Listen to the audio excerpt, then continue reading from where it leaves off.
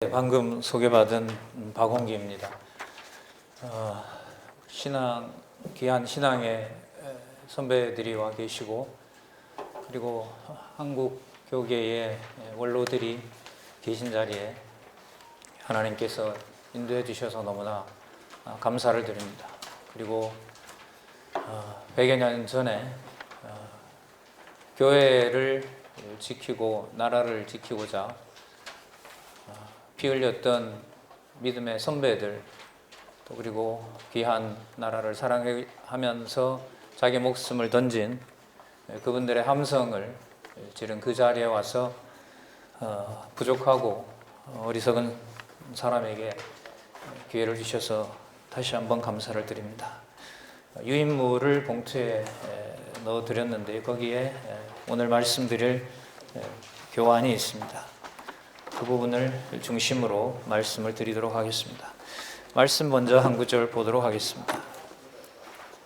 요한계시록 22장 18절부터 19절까지 제가 읽겠습니다. 내가 이 책의 예언의 말씀을 듣는 각인에게 증거하노니 만일 누구든지 이것들 외에 더하면 하나님이 이 책에 기록된 재앙들을 그에게 더하실 터이요 만일 누구든지 이 책의 예언의 말씀에서 제하여 버리면 하나님이 이 책에 기록된 생명나무와 및 거룩한 성의 참례함을 제하여 버리시리라. 잘 알고 계시는 요한계시록 마지막 부분에 나오는 부분이면서 창세기에서부터 시작한 하나님의 말씀 성경이 끝나는 내용에 너무나 무섭고 떨리는 성경 권위에 대한 약속을 하나님께서 못 박아주신 내용입니다. 하나님께서 입술을 지켜주시고 또한 위기에 처한 한국교회의 대안을 하나님께서 꼭 마련해 주시기를 간절히 기도하는 마음으로 주어진 시간 최선을 다해서 말씀을 드리도록 그렇게 하겠습니다. 제 유인물은 4페이지에서부터 13페이지까지입니다. 한 30여 분 동안 일일이 읽으면서 자세하게 설명드리는 것보다 4페이지에 있는 목차를 중심으로 해서 제 소임에 충실하고자 합니다. 저는 위기의 한국교회와 성경신학이라는 주제로 말씀을 드리겠습니다. 앞부분은 위기와 관련된 부분이고요. 성경신학은 신학교에서 말하는 그런 주경 과목 하나 성경신학이 아닌 그 영어도 기입을 했습니다.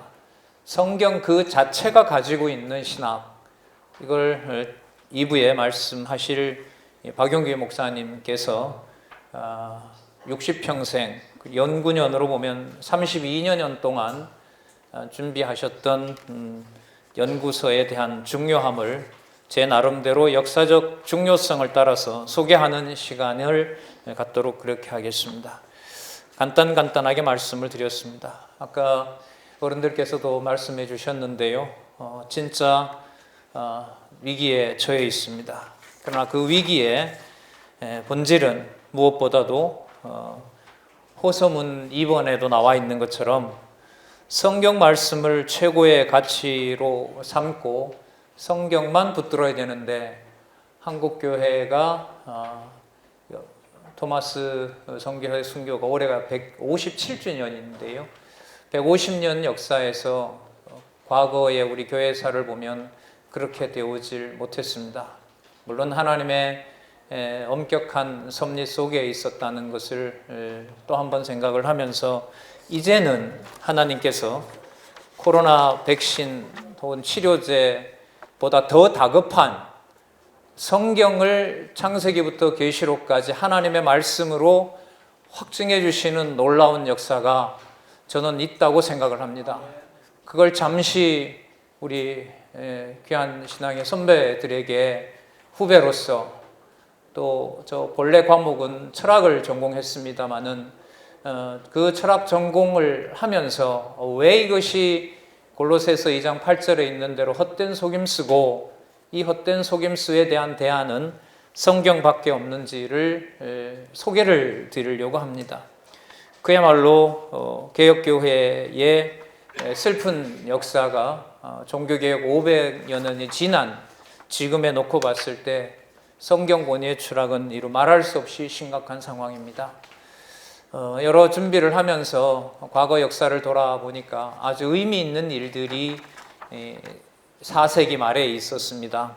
그 4페이지에 적긴 했습니다마는 성경에도 나오는 라오디게아 교회, 그리고 북부 아프리카에 있었던 성 어거스틴이 그 감독으로 있었죠. 히포. 거기에 390년경에 여러 이단들이 교회를 더럽히고 있을 때 이 카르타고 공의회에서 정경 27권을 채택합니다.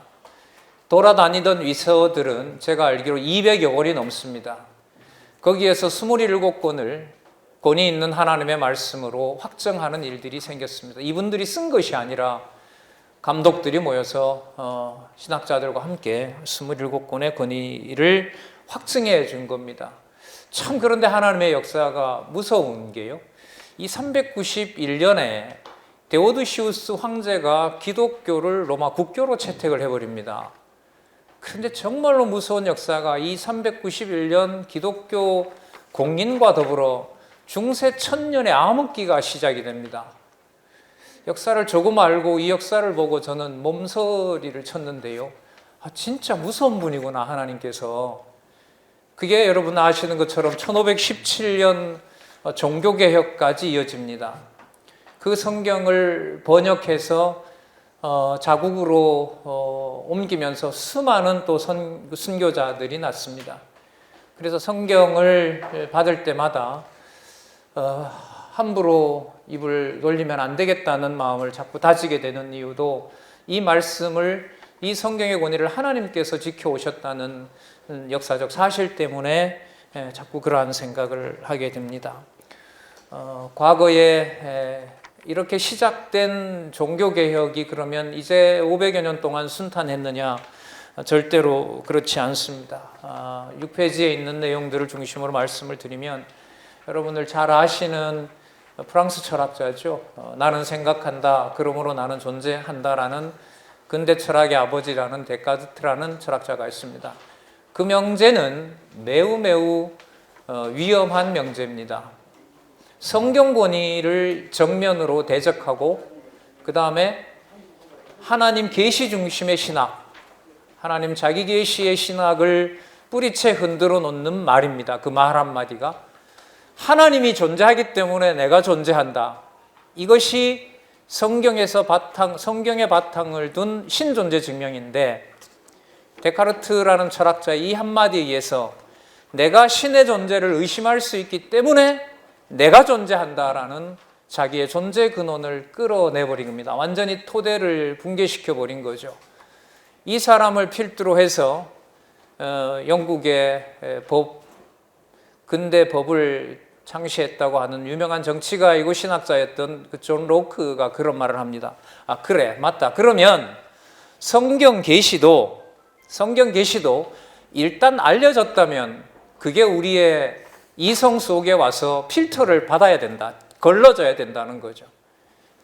여기에 철퇴를 가한 사람이 잘 알고 계신 바로, 참 이름은 이쁜데 하는 짓은 참 고약합니다. 임마누엘 칸트라는 철학자입니다. 이름이 임마누엘이잖아요. 부모가 지어줬겠죠. 그런데 하는 짓은 임마누엘 하나님을 배울 수 없다는 증명을 평생 보여줬던 철학자가 바로 이 칸트입니다. 이 칸트의 물결은 그 이후로 종교개혁 150년이 지나지 않아서 독일 교회를 완전히 쑥대밭으로 만듭니다. 그리고 수없이 많은 질문들을 성경에 쏟아냅니다. 7페이지에 몇 가지 이 사람들이 던지는 질문을 적어봤는데요. 7페이지 첫 번째 줄에 보시면 성경 원본이 있느냐? 증명할 수 없습니다. 이 문제 쉽게 증명할 수 없습니다. 두 번째, 정확한 저자인지 어떻게 확인하느냐? 성경은 정말로 단권에 새길 수 있느냐? 여러 책의 종합이라면 통일성은 누가 어디에서 찾는가? 각각 진리라면 그 근거는 각각 도대체 어디에 두는가? 성경에 내적 증거가 있다고 하는데 작품 기록과 장소는 다 다르지 않느냐? 성경 본문의 목적을 형성하는 과정에서 보편적으로 납득한 사회적 요소들이 얼마나 많으냐? 사회적 공인을 받을 수가 없다는 거죠, 성경은.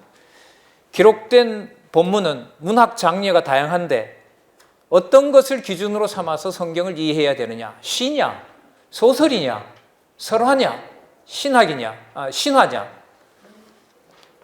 성경 권위는 여기에서 이 철학자들과 자유주의 신학자들의 질문 앞에 대답을 할 수 없었습니다. 그래서 우리나라에도 1911년에 조선예수교 장로회가 창립이 됩니다. 얼마 지나지 않아서 10여 년도 지나지 않아서 바로 이 자유주의가 이 서울 한복판에 들어옵니다.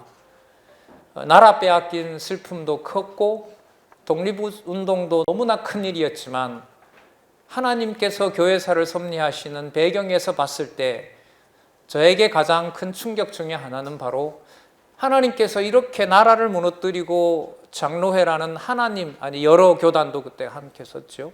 교회를 하나님께서 하늘나라를 이 나라에 세워주셨는데 얼마 지나지 않아 성경을 하나님의 말씀으로 부정하는 역사가 한국교회에 같이 진행되어 왔다는 겁니다.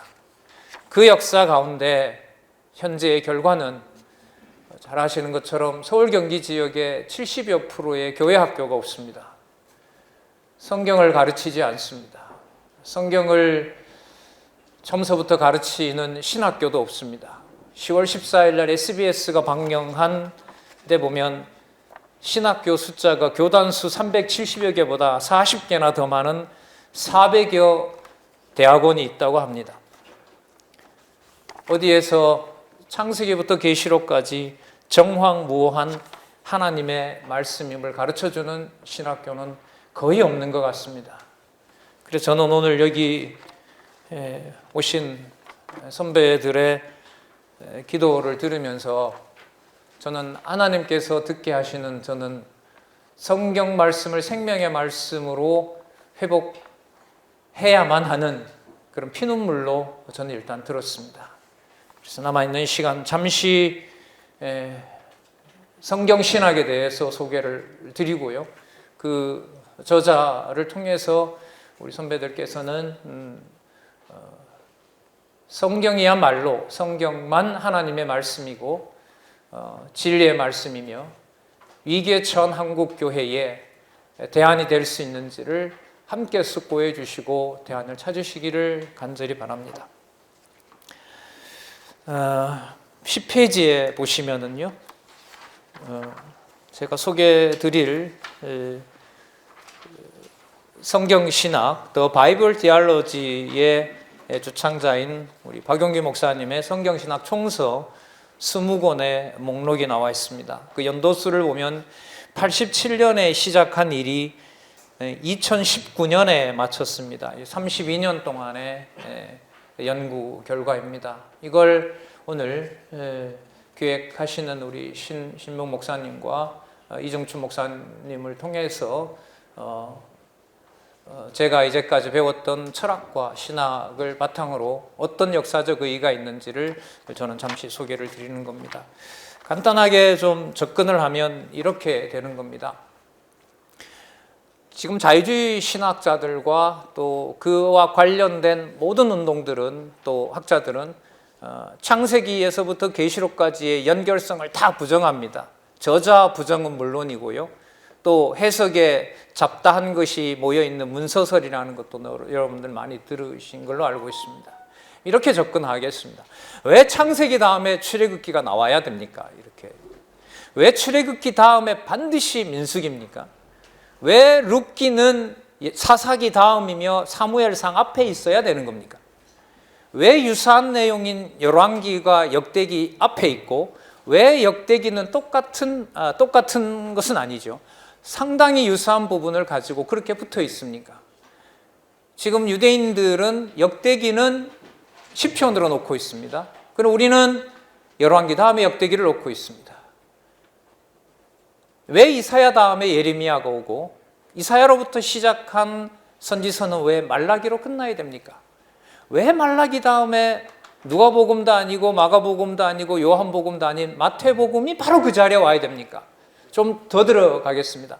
왜 창조하시자마자 타락하는 사건이 일어나고 왜 노아 홍수가 나오고 왜 아브라함을 불렀는데 아브라함이 범죄하는 사건이 일어나게 됩니까? 사사기서가 지나고 난 다음에 룻기서를 빼도 사무엘에 가서 사울왕과 다윗을 만나는데 아무런 이야기의 연결성이 훼손이 되지 않습니다. 왜 그런데 하필 룻기서를 이스라엘 사람들은 역사서에 넣지 않습니다.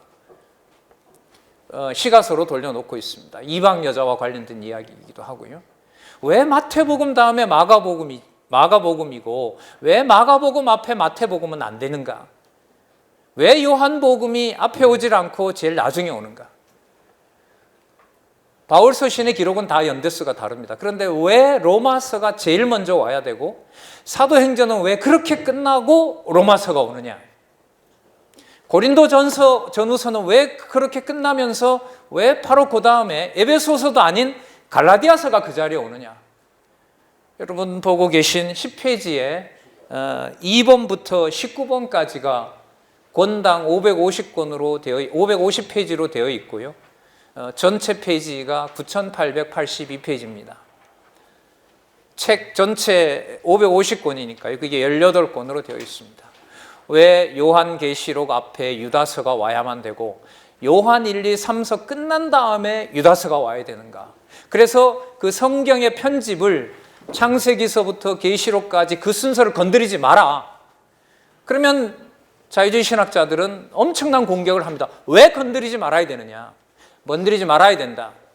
사람의 눈으로 보면 잡다한 문서처럼 보이지만 하나님 살아계신 증거로 보면 성경은 한 권이고 저자가 40여 명이라 하더라도 성령 하나님 한 분의 감동으로 되어 있는 거기 때문에 그 자리에 유다서가 한 장이라고 우습게 보면 안 된다.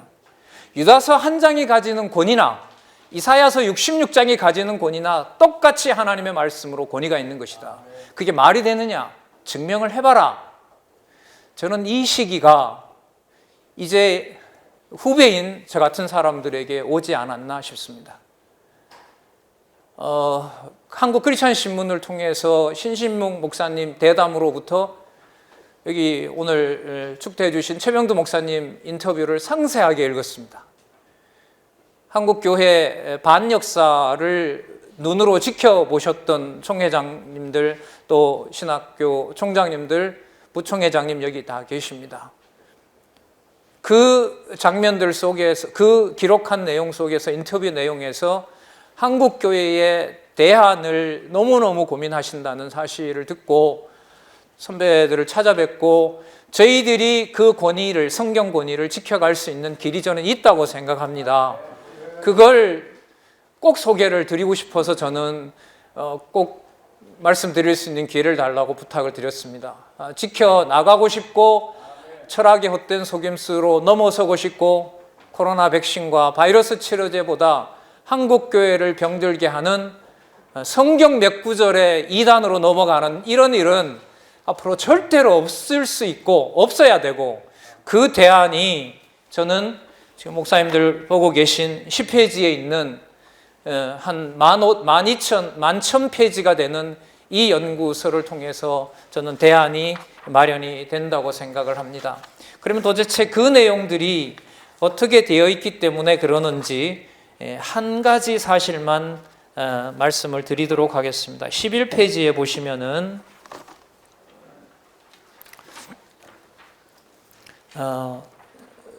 곧 연구하신 이 저자를 통해서 말씀을 들으실 수 있겠습니다만은 도표를 제가 공부하면서 이렇게 한번 정리를 해봤습니다.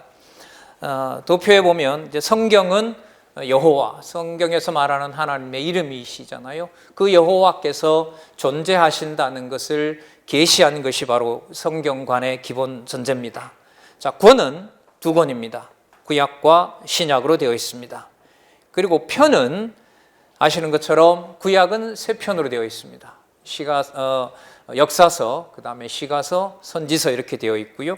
그 다음에 신약은 두 편입니다. 크게 보면 복음서와 서신서, 계시록도 어쨌든 사도를 통하여 기록하게 한 것입니다. 그런데 이 단계가 한 10가지 단계가 되는데요.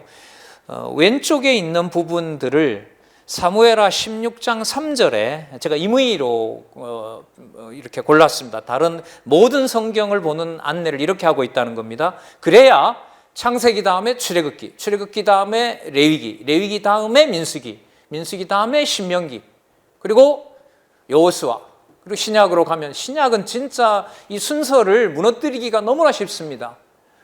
고린도전서하고 갈라디아서 순서 바꾸면 안 되냐? 대답을 못 합니다. 왜 에베소서와 갈라디아서와 로마서가 유사한데 왜 그 사이에 고린도서 전후서가 들어가 있느냐? 대답을 아무도 못 합니다. 세계 학계에 이 내용을 지금 전달하는 분도 계시거든요. 서구 신학자들한테 굉장한 그 호기심과 인도에 갔을 때는 인도 목사님들이 밤을 못 지샜습니다. 성경이 이렇게 연결이 되는 일이 2000년 전에 복음을 받았던 우리에게는 왜 숨겨졌느냐, 이런 일화도 있습니다. 그래서 유의해서 우리 선배들께서는 봐주셨으면 좋겠습니다. 일일이 다 하면 시간이 가기 때문에 정리해 놓은 것을 제가 한번 읽어보도록 그렇게 하겠습니다. 11페이지 밑에서부터 두 번째 줄부터 읽겠습니다. 무비보셋의 시종 시바는 쭉 올라가면서 이제 연결을 시키는 겁니다. 다윗에게 무비보셋이 자신에게 이스라엘 나라가 자신의 나라가 된다고 말한다. 자, 왜냐하면 다윗은 시바에게 속아서 시바를 선대해 줘야 되기 때문에 그렇습니다. 그럼 그 이유는 뭐냐 하면 다윗이 수치를 당해야 하기 때문입니다. 다윗이 수치를 당해야 하는 이유는 다윗 왕가가 비극을 당하도록 이미 나단 선지자를 통하여 약속되어 있기 때문에 그렇습니다. 그러면 비극에 대한 약속은 다윗 왕가가 타락하는 약속 때문이고요. 그렇다면 다윗 왕가 타락의 이유는 하나님께서 다윗 왕국을 하나님의 능력으로 보호하신다는 것을 계시하기 위함인 겁니다. 다윗 왕가가 보호를 받아야 하는 이유는 바로 여호와 하나님께서 다윗 왕가가 영원하다는 약속을 하셨기 때문입니다. 그러면 다윗 왕가의 존속 이유는 어디에 있느냐? 여호와 하나님께서 통치권을 언약하셨기 때문에 그렇습니다. 그럼 통치권을 언약한 이유는 어디에 있느냐? 하나님께서 역사 섭리를 통해 언약하시는 내용이기 때문에 그렇습니다. 누구를요? 메시아를. 이렇게 됩니다. 이 짧은 내용을 간단히 말씀드렸습니다만 이 내용은 창세기에 나오는 태초에라는 개념부터 아멘 주 예수여 어서 오시옵소서 마라나타, 그 파루시아의 최종 선언이 있는 그 낱말까지 권 연결이 아니라 그걸 뛰어넘어서 바로 그 자리에 히브리어 단어가 거기에 있어야 되고 헬라어 단위가 그 자리에 있어야 된다. 이건 여러분 문자주의의 의미가 아닙니다. 저는 이 대안이 한국교회에 저는 마련이 됐다고 생각을 하고요. 그리고 대담을 해주신 우리 선배들의 대안을 반드시 찾아야 되는데 앞이 보이지 않고 차세대에게 줄 진리를 어떻게 마련해야 되겠지 모르겠다라고 하셨던 바로 그 인터뷰를 다시 한번 염두에 두면서 결론을 말씀드리고자 합니다. 13페이지에 가서 보시면 크게 네 가지로 오늘 시간의 의미를 제 나름대로 정리해 봤습니다. 1. 성경신학은 신학적으로 개혁파 신학의 정신인 오직 성경만 하나님 말씀이라는 명제를 칼빈도 아니고 루터도 아니고 바르트도 아니고 어느 누구 신학자의 것을 가져오는 것이 아니라 성경에 기록된 그 순서대로 성경 자체의 논리를 통해 확증한 것에 의미가 있습니다. 그 소개가 진행된다고 저는 보고 있습니다. 두 번째, 성경신학은 신앙적으로 하나님의 모든 자녀들이 생명의 양식으로 꿀처럼 달게 먹을 수 있는 것이지 어렵고 접근할 수 없고 특정한 사람만 접근하는 그런 책이 아니라는 것입니다. 로마서 사도행전 28장 마지막에는 사도 바울이 로마에 가서 재판을 받기 전에 이틀 동안 새 집을 얻어서 찾아오는 사람들에게 하나님 나라를 강론하면서, 강론이라고 나오죠, 거기. 성경 강론을 하면서 예수에 관한 일로 권하였더라, 그런 말씀이 나옵니다. 요한복음 마지막 절에 보면 예수께서 말씀하신 것을 기록을 한다면 이 땅을 도서관 삼아도 다 채우지 못한다는 얘기가 있습니다. 성경에 이렇게 우주를 채우고 남을 만한 진리가 순서대로 하나님께서 배열을 해놓으셨는데, 잠시 500년 전에 독일에서, 그리고 제네바에서, 또 유럽 각지에서 개혁신학의 꽃을 하나님께서 피우게 하신 다음에 1세기도 지나지 않아 하나님께서, 다니엘서에 나오죠, 잠궈버렸습니다. 그 사이에 서구의 성경권위는 아시아로 지금 우리 150년 기독교 역사의 현 상황에 이르렀다고 봅니다. 엄격하고 분명하게 검토해 주시고 숙고해 주시고, 한국교회 대안이 오직 성경만으로 돌아가는 것이 막연하고 추상적인 얘기가 아니라 구체적인 대안이 될 수 있도록 간절히 소원합니다. 3번입니다. 성경신학은 실천신학적으로 인위적이거나 임의의 주제 설교 방식이 아니라 성경 처음부터 논리적 연결성을 확인하면서 강론할 수 있도록 탁월한 성경 해석 방법을 제시하고 있습니다. 4번입니다. 성경신학은 세계 선교학적으로 성경 권위가 추락하는 세계교회 위기 상황에서 1.1획이라도 땅에 떨어지지 않게 하는 보혜사 성령 하나님의 엄정한 주권과 무한한 은혜의 사역임을 고백합니다. 기도하겠습니다. 하나님 아버지, 감사합니다. 신앙을 귀한 선물로 받아 하나님 피 흘리며 순교하며 이 교회를 지켰던, 이 나라를 사랑했던 하나님, 그 자리에 서 있습니다. 받은 바 혜택이 너무 큰지라 늘 부끄럽고 늘 낯뜨거운 삶을 살고 있습니다. 그러나 하나님, 무한한 은혜 가운데 저희들에게 성경 권위로 돌아갈 수 있는 대안을 주셨습니다. 하나님, 보호해 주시고 지켜주시옵소서. 예수님의 이름으로 기도드렸습니다. 아멘.